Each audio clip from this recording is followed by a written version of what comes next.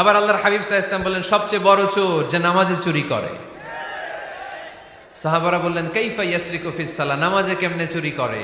আল্লাহর হাবিব সাল্লাল্লাহু আলাইহি ওয়াসাল্লাম বললেন ইয়াসরিকু ফি রুকুইহি ওয়া সুজুদিহি, রুকু সেজদায় চুরি করে। এরকম নামাজ চোর আছে না নাই?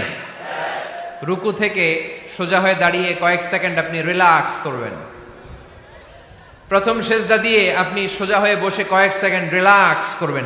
নামাজে তাড়াহুড়ো নাই, সালাত হচ্ছে মেডিটেশন, রিল্যাক্স। এক সেজদা দিয়ে বসে আপনি রিল্যাক্স করবেন ধীরস্থির ভাবে, এরপরে দ্বিতীয় সেজদায় যাবেন। অনেকে সেজদা প্রথমটা দিয়ে কোন রকম মাথাটা তুইলেই আবার সেজদায় দৌড় মারে, আছে না নাই? রুকু থেকে স্ট্রেট ফরওয়ার্ড দাঁড়ানোর কথা, দাঁড়িয়ে 1-2 সেকেন্ড রিল্যাক্স করার কথা, ওইটা না করে রুকু থেকে কোন রকম মাথা তুলেই আবার সেজদায় দৌড় মারে, এরকম ডাকাত আছে না নাই? এরাই সালাত চোর। আমরা যেন নামাজ চোরের খাতায় নিজেদের নাম না তুলি, আমরা যেন বেশি বেশি আল্লাহর সেজদা দেই।